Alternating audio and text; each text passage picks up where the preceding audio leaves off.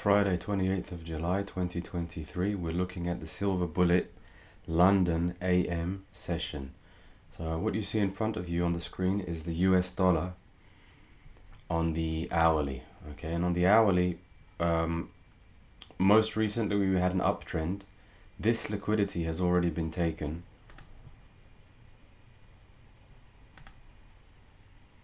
By the time we're coming into the London Open.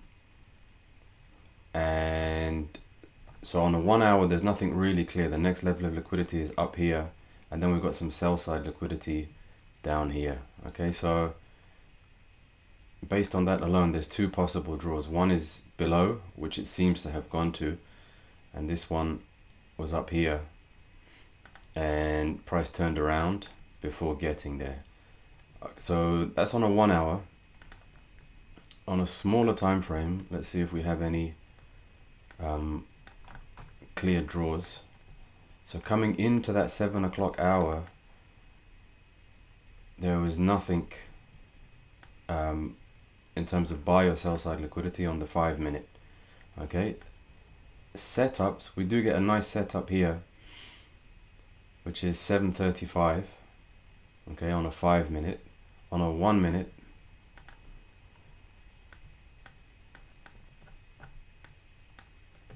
okay, on a 1 minute, you get a very nice setup here.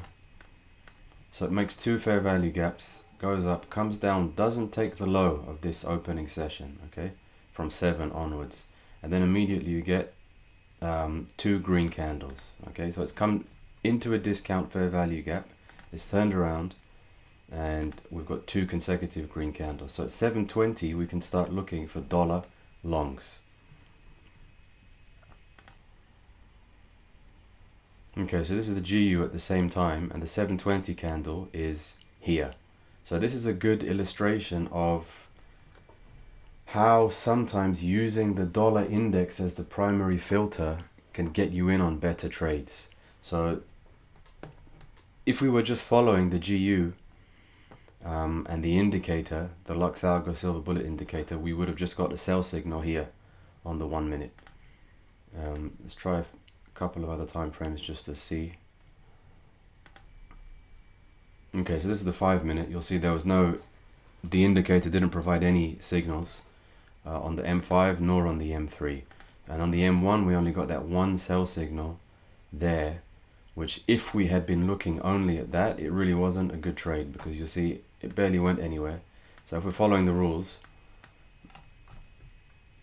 we have to wait for a fair value gap in disc and premium. So technically it comes into premium, just eyeballing it, and then we get two consecutive down. So you'd want to sell that.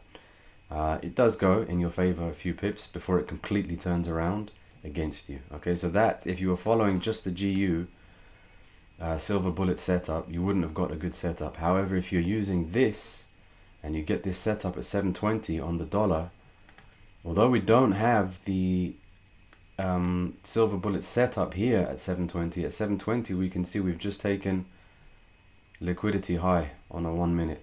Okay, so we could have got that from there. Stop, I mean, it's up to probably put your stop there. Okay, so even if I placed my stops conservatively, because remember 1 minute you've got a spread and everything, so I put my stop above this high, you still do get a 1-to-1 from this. So now we're looking at the EU, and you'll see you get a much nicer, cleaner setup. So 720 is here, and we'll see we've already got the setup on the EU. So we've got double confirmation. The dollar looks like it's going up, and the EU has made a fair value gap at a premium, rejected. Now the only problem here is that if you're waiting for two consecutive down candles, you'd have to wait till 722.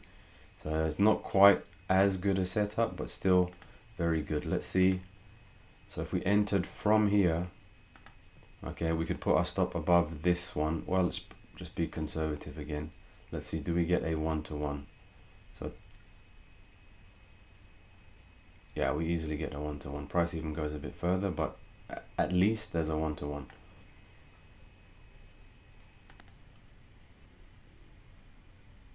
Okay, now we're on the dollar CAD, and pretty much the same thing, a very good setup. Double confirmation. So you've got the dollar confirming 720. This is 720 is here. It looks like we have a fair value gap. We've got a range. Price is back into a discount. We just want to wait for 2 consecutive green candles. That puts us at 723. So a long position from 723. Let's say we took it from here.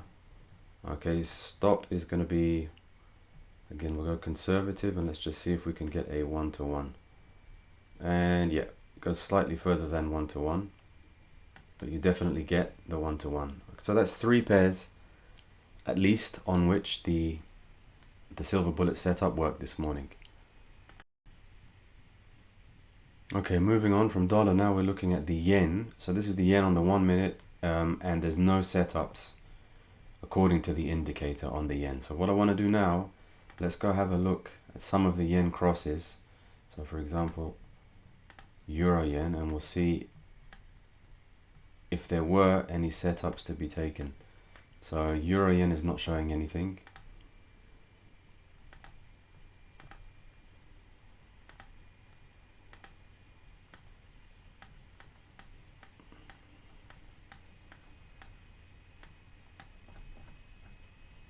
Neither is dollar yen, neither is Aussie yen, sorry. Oh, actually Aussie yen has a very tiny fair value gap. Okay, this is interesting because it looks like a good trade. So range, swing high, swing low. Does price enter a discount? Yes, it just about does. And do we get 2 consecutive green candles? Yes, we do. So from 748, according to the pair, you could have taken a long trade. So this is just an example of how the idea of following the index doesn't always work, in that there will be some cases where, like for example, this is the draw on liquidity. So I'll put it at final demand, and that gives us a 2.5-to-1. And yeah, it really took off. That would have been an excellent trade. So yeah, just in the interest of being transparent, you should know that these things do occur sometimes. But like I said, it's easier to follow 2 indexes or a few indexes, each currency index, than 20 individual pairs looking for these setups to show up. So let's do one more. Let's go for pound yen.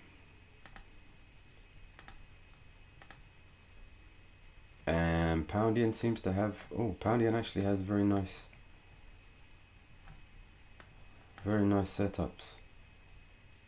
Okay, so let's go through the process on pound yen in a bit more detail. So current price action looks like this, okay, as we're coming into the hour. So there's no clear draws on liquidity provided by the indicator. So just eyeballing it, you've got some sell side down here, but there's more going on up here on a higher time frame. I'm not going to zoom out, but so, well, let's just disregard that. Let's just go purely based on what the indicator shows us. So this is on M5, it didn't give us anything. However, on an M1, we actually get 3 separate fair value gaps. Okay, and I think all of them provide reasonable trades. So condition 1, price returns to a discount in this case. We just don't get that. Okay, so we'll ignore that. Let's move on to the next one. So this becomes the new high, swing high, and that's our swing low. Okay, this one works. So price goes up, comes into a discount, fair value gap, then we immediately get 2 energetic up bars here. It's not the best entry, but you should be able to get that. I mean, let's say we were aggressive on the entry, so we just entered at the close of that. Oops. So we enter at the close of that second up bar. Okay, so we want to see where our, so assuming that's our closest liquidity, let's just see if we can get a 1-to-1 based on that. So enter here. Yeah, that works. So if you just put your stop behind the fair value gap in the middle, you could have got a 1-to-1. And let's have a look what price has done since. Yeah, it's gone up a lot. So if you're willing to hold these, this is the thing, if you're willing to hold them, look at that, it's already a 5-to-1.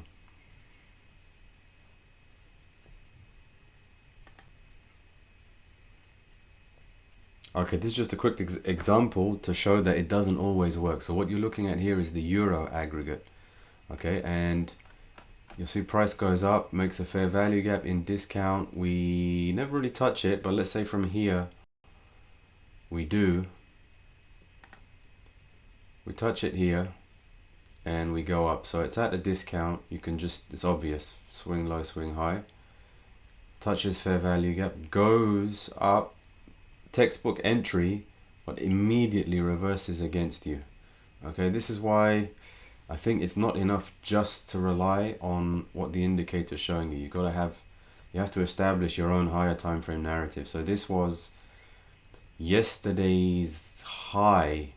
Okay, so that was the drawn liquidity. We didn't actually get the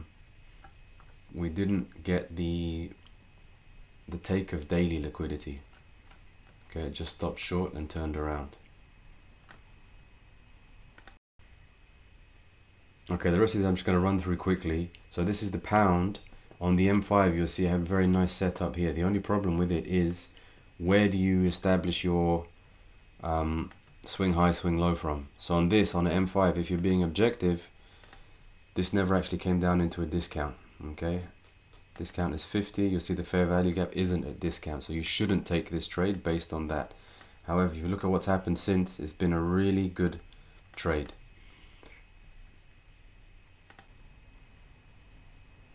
Okay, this is the CAD. So you'll see as the silver bullet hour started, we had already just taken out these liquidity levels, which were from yesterday. So these were yesterday's highs, already taken out prior to silver bullet session.